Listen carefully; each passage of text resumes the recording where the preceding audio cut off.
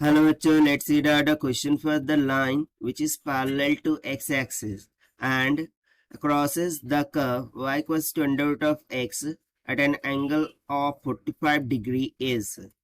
यहाँ पर देखिए, इसको हम डायग्राम के थ्रू अंडरस्टैंड करते हैं कि इस तरीके से मैंने ड्रॉ कर लिया कोऑर्डिनेट एक्सिस को।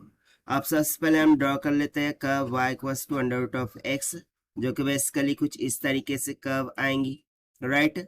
सो एक लाइन है, ठीक है ना, जो कि पैरेलल टू एक्स एक्सिस है और कट कर रही है इस कर्व को, यानी कि कुछ इस तरीके से एक लाइन होगी जो कि इस पॉइंट पर क्या कर रही है, कट कर रही है। इस पॉइंट को हम मान लेते हैं P और इसके जो भी कोऑर्डिनेट होंगे वट एवर इट में भी। अब यदि मैं इस कर्व पर एक टेंजेंट ड्रॉ करूं, ठीक है ना, तो टेंजेंट के रिस्पेक्ट में ये जो एंगल बन रहा है इस लाइन का, ठीक है ना, with respect to this curve, वो हमें दे रखा है 45 डिग्री के इक्वल। सो हमें फाइंड क्या करना है, इस लाइन की इक्वेशन को फाइंड करना है। तो चलिए देखते हैं हम सोल्यूशन से, but before of its let's talk about the key concept which we are going to use here for this question।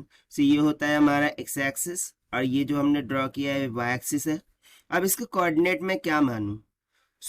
जैसे कि यहाँ पर हम कॉन्सेप्ट लगाने वाले हैं सिंपल स्लोप का, ठीक है। एक तो हम लगाने वाले हैं स्लोप का।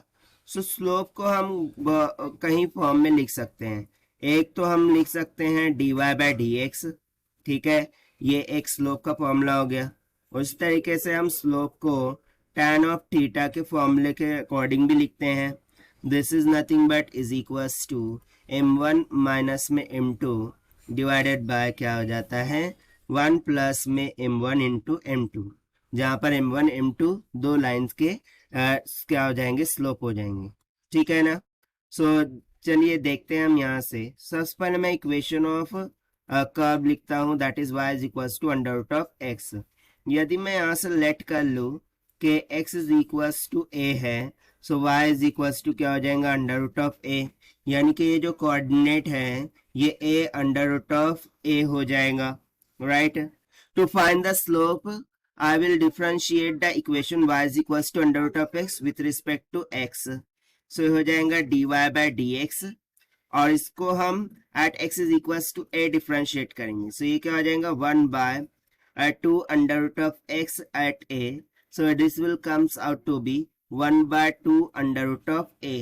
so देखिए स्लोप कितना आया है, 1 by 2 under root of a के इक्वल आया है, ठीक है। सो बेसिकली ये जो स्लोप होगा ना, ये स्लोप ऑफ टेंजेंट होगा, राइट। सो यहाँ से मैं लिख लेता हूँ कि जो स्लोप ऑफ टेंजेंट है, ठीक है, this is nothing but m2 और जो कि हमारा निकल के आया है 1 by 2 under root of a के equal.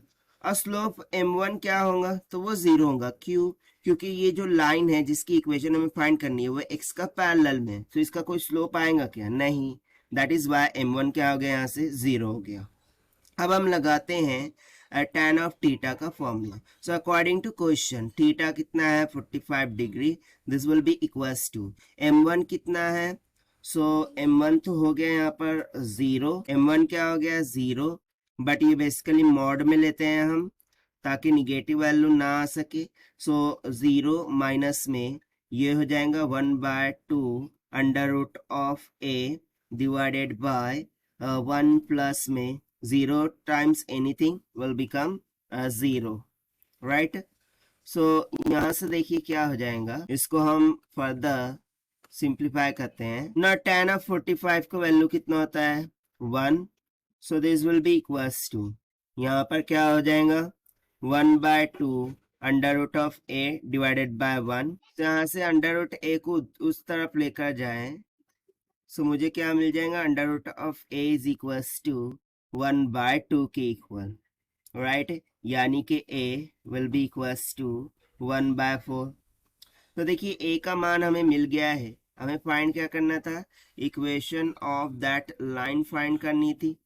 Equation of line that will simply become y is equals to क्या था, अंडर रूट ऑफ a।